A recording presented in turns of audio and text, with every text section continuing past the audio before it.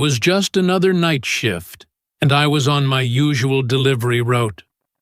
I'd been driving for hours, barely speaking a word to anyone. My only company the hum of the engine and the occasional beep of my phone. I knew I should have been tired, but I'd gotten used to the late nights. It was the perfect job for someone who liked to keep to themselves. That night, however, something felt different. The streets were eerily empty, save for a few other cars that I barely noticed. I wasn't expecting much that night, just the usual orders, maybe a few big ones to make the hours worth it. But when my phone buzzed with a new order, I barely had time to glance at the details before accepting. I had driven these routes so many times that I didn't need to look at the address. I knew it by heart, but this one was strange. The map directed me off my usual course, down a winding road I didn't recognize. It wasn't on any of the routes I'd taken before. In fact, I could barely see any signs of life on the street. No streetlights, no houses, just trees and thick fog. I'd been driving for a few miles when the app pinged again. Continue down the road until you see the large oak tree. The address is nearby. I frowned, slowing down as I searched for the tree. There was nothing but empty fields and dense woods. The road itself was a narrow gravel path that didn't look like it saw much traffic. The type of road where if your car broke down, you'd be stuck for hours before anyone would even notice you. But there it was. A large, twisted oak tree loomed ahead, its branches gnarled and reaching into the fog like skeletal fingers. The app instructed me to pull off the road and park by the tree. I hesitated for a moment, but I was already here. The address was only a few minutes away, and I didn't want to cancel the delivery. So I parked beside the tree, grabbed the bag of food, and stepped out into the cold night air. The fog was thick now, swirling around my feet and making it hard to see much beyond a few feet. As I walked toward the dark path leading into the woods, I felt something stir in the pit of my stomach. Something wasn't right, but I told myself it was just nerves.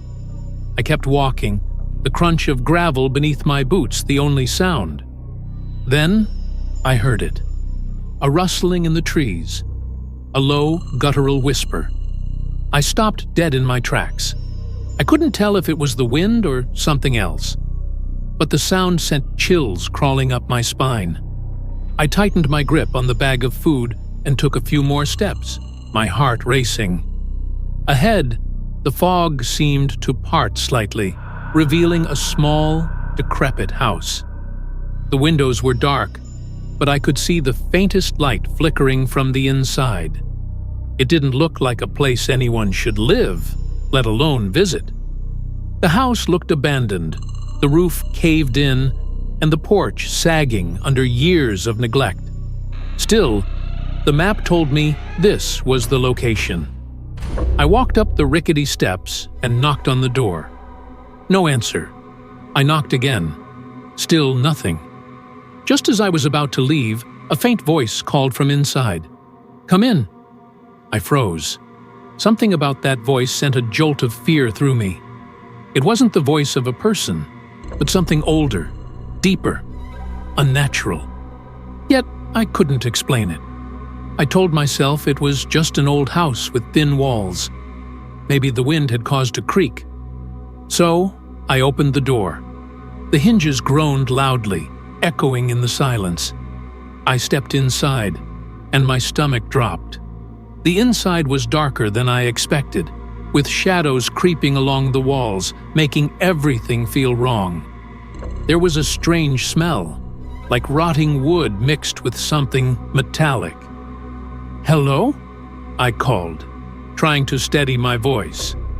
No response. I stepped further into the hallway, holding the bag of food out in front of me. I was starting to regret this. I couldn't shake the feeling that I wasn't alone. Suddenly, the floorboard creaked behind me. I spun around, but there was nothing there. Just the darkness, stretching on forever. Then, a door at the far end of the hallway opened. A figure stepped out, tall, thin, with a face obscured by shadow. My heart hammered in my chest. I tried to speak, but the words caught in my throat. The figure didn't move, just stood there, watching me. "Food," it whispered, the voice cracking as if it hadn't been used in years. I hesitated, then stepped forward, placing the bag of food on the ground. As I turned to leave, I heard the figure move, its footsteps soft but deliberate. But as I reached the door, the sound of footsteps behind me grew louder. I whirled around. Nothing. The door was shut. The room I had entered was now sealed tight, and I couldn't open it again. Panic set in. I backed up against the door, feeling the walls close in on me. Then, from the darkness, I saw something move. It was too fast, a blur of motion, like a shadow running across the walls. The air grew cold. My breath turned to mist in front of me. Suddenly, the figure appeared before me, its face now clear in the dim light. And I screamed. The face was wrong, distorted, like it had been stretched or pulled, the features not quite human. The eyes were wide and vacant, staring right through me. "Leave!" it hissed, but its voice was a jumbled, inhuman growl. I spun on my heels and bolted for the door, my heart pounding, but I couldn't escape fast enough. The door slammed shut in front of me as I reached it. I pounded on it with all my might, my hands slipping with sweat. Behind me, I could hear the slow, dragging steps of the figure following me. I turned, knowing I couldn't outrun it. But then, as if the house itself was playing some twisted trick, I saw a crack in the wall. A tiny gap, barely visible. With my heart in my throat, I squeezed through, my body contorting painfully. I was free. But as I stumbled out into the foggy night, I heard one last whisper. "You can't leave." I ran. I didn't stop until I was back at my car, the engine roaring to life as I sped away. The next morning, I searched the area, hoping I had just imagined it. But when I reached the place where I had parked, there was nothing. No road, no trees, no house, just an empty field. No trace of what had happened, and no way to explain it.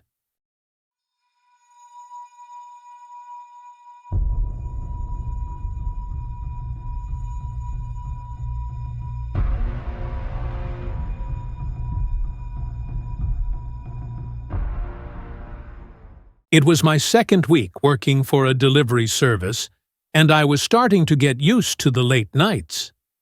My shift started at 9 p.m., and I usually didn't finish until well after midnight. The pay wasn't bad, and I'd get tips from the occasional generous customer. But tonight felt different. It was almost 11:30 p.m. when the order came through. A large pizza and some sides.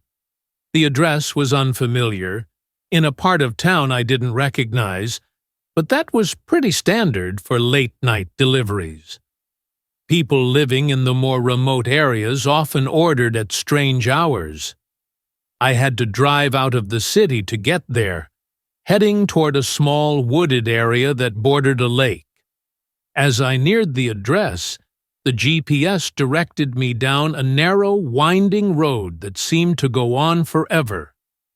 I didn't see another car for miles, and the trees surrounding me felt like they were closing in. It didn't help that the rain had started to come down in sheets, making it hard to see more than a few feet in front of me.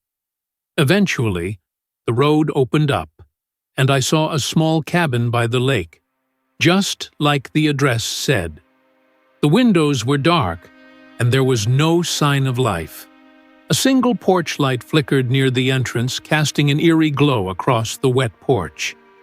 I parked and grabbed the pizza bag, still feeling uneasy. I mean, who orders pizza out here this late? I walked up to the door, wiping rain from my face. The porch felt damp, and the air smelled musty, like wet wood and damp earth. I knocked, the sound of it echoing in the stillness. No one answered. I knocked again, a little louder this time. Still nothing. I pulled out my phone and called the number on the order. The call rang for a long time before it finally went to voicemail.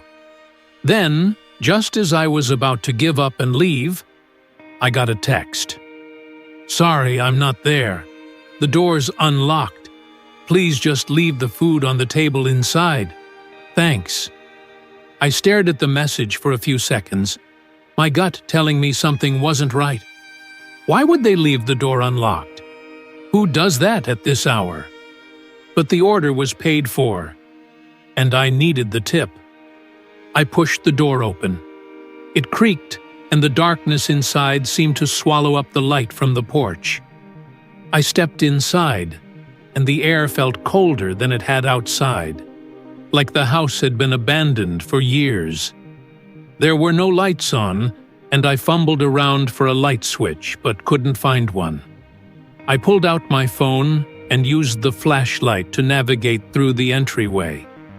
The cabin was small, with only a living room and a tiny kitchen. I saw a table in the corner and made my way over to it, setting the pizza down. "Hello?"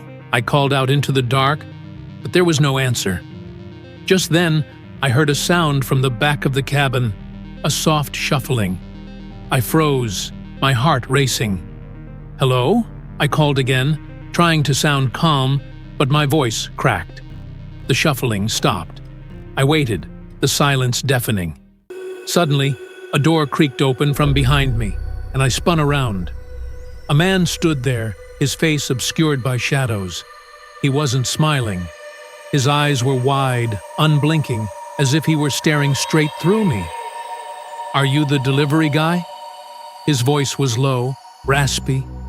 I nodded, trying to hide the unease in my chest. "Great. Thanks for bringing it inside," he said, taking a slow step toward me. I backed up instinctively, bumping into the table. Something about the way he moved, slow, deliberate, sent a chill down my spine. "I left the tip on the counter. Can you grab it for me?" he asked, still not moving his gaze from me. I glanced past him, toward the counter, but something didn't sit right. There was no tip there, no money. Before I could respond, I heard another noise, footsteps, coming from the back of the cabin. My blood ran cold. "Who's that?" I asked, my voice shaking. The man didn't answer. He just stepped forward again, his movement quicker now. I bolted for the door. But just as I reached for the handle, the man lunged at me. I pushed him away with all my strength, but he wasn't backing off. He grabbed my arm, his grip like iron. "Don't leave," he whispered in a raspy voice, pulling me toward the kitchen. I yanked my arm free and shoved him hard. His body slammed into the wall, but he didn't seem fazed. The second I was free, I sprinted toward the door, but as I reached it, a second figure appeared in the doorway, blocking my escape. There was nowhere to go, nowhere to hide. My mind raced as I backed up, looking for a way out. The man from the kitchen smiled, his teeth sharp and yellow. "What do you want?" I gasped, trying to keep my voice steady. "We just wanted to talk," the man said. His tone was calm, too calm. That was when I heard it. The sound of a car engine starting outside. Someone else was out there. I darted toward the back door, throwing it open and running out into the rain, not caring about the pizza anymore. My shoes slipped on the wet ground as I sprinted toward my car. I heard footsteps behind me, but I didn't dare look back. I made it to the car, my heart pounding in my chest. I slammed the door shut and sped off, not stopping until I was back on the main road. I called the police, but by the time they arrived, the cabin was empty. The two men were gone, leaving no trace behind. They'd used a burner phone to place the order, and the cabin was a rental. It was like they had disappeared into thin air. Thinking back on it, the whole situation made my skin crawl. I don't know if they were planning to rob me, or worse, but what I do know is that they were waiting for me, watching me, and if I hadn't run when I did, who knows what could have happened. I don't do late-night deliveries anymore, and I don't think I ever will again.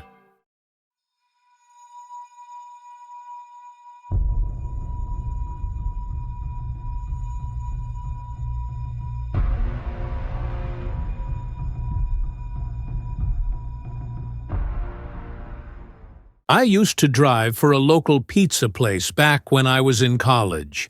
It wasn't the most glamorous job, but it paid the bills, and the tips were decent enough if you were fast. On a Friday night, I got a shift that started at 8 p.m. We were usually busy, but as the night wore on, it would quiet down. Around 11:30, an order came through that was a little strange.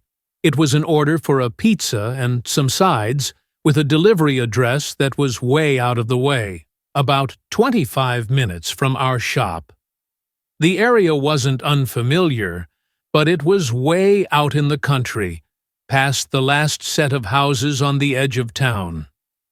The directions on the screen seemed to be pointing to a dead-end road where there weren't any streetlights, and I knew the area was pretty sparsely populated. I didn't think much of it at first. Figured maybe someone had rented a house for the weekend or something. I grabbed the order and headed out. As I drove, everything seemed normal at first. The roads were empty. The sky was clear. The usual mix of empty fields and quiet streets stretched out ahead of me. I passed a few farms, then the occasional house, but as I went farther out, I started to notice how dark it was. The street lights disappeared, and the only light was the glow of my headlights.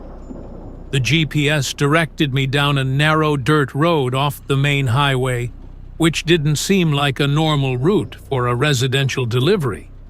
The further I went, the less developed the area looked. The road got rougher, the kind of gravel path you'd expect to find on a ranch, not someone's home. I drove for a solid 10 minutes down this stretch, and then, as I got closer to my destination, the road took a hard turn into the woods. It wasn't until then that I started to get a weird feeling. The trees around me were thick, the road was barely wide enough for my car to fit through, and there were no signs of life at all. No other cars, no houses, just an endless stretch of forest. The GPS blinked, telling me I was nearly there, but there wasn't anything in sight.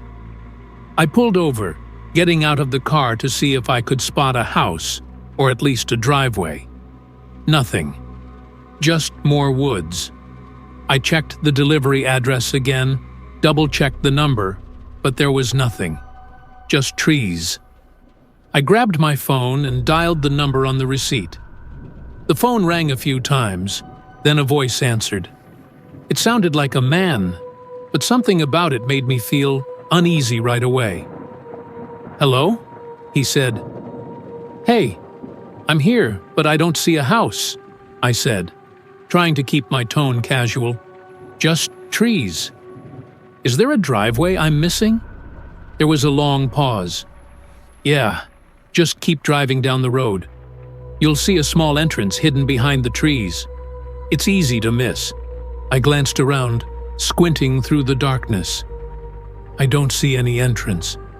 Are you sure this is the right spot? He just repeated the same thing, his voice slightly more insistent. Just keep going. The driveway's there. Trust me. Before I could respond, he hung up. I stared at the phone for a second, a bit unsettled. What the hell was going on? I stood there for a moment, looking around the dark woods. Then, from somewhere deeper in the forest, a faint light flickered on.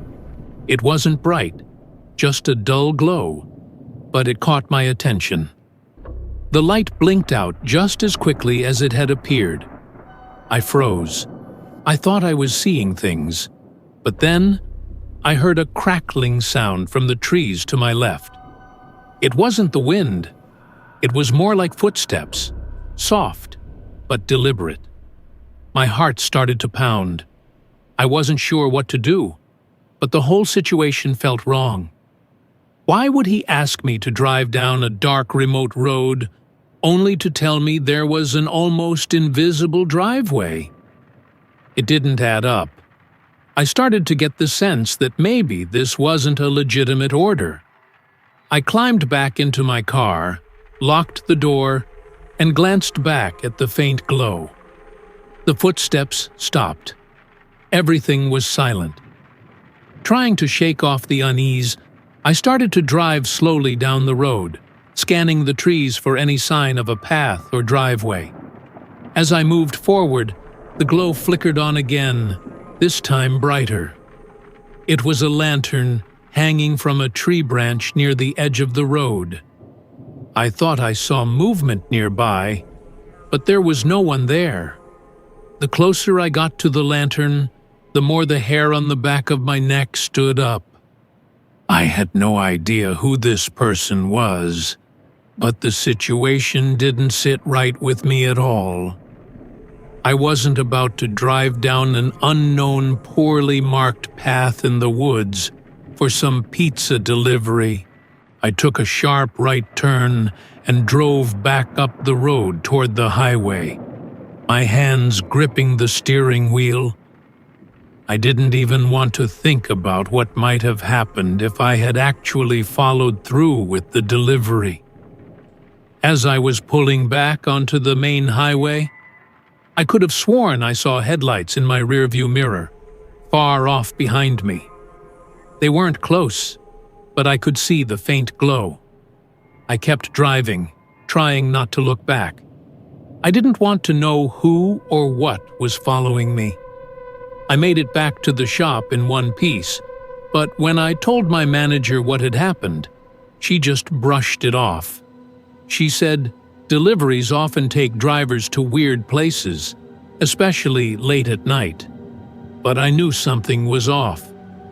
I couldn't shake the feeling that I'd barely escaped whatever was waiting for me out there. I never took another late-night delivery to that area again. To this day, I still wonder what was really out there in the woods that night. If I had driven just a little further, would I have disappeared without a trace? I guess I'll never know.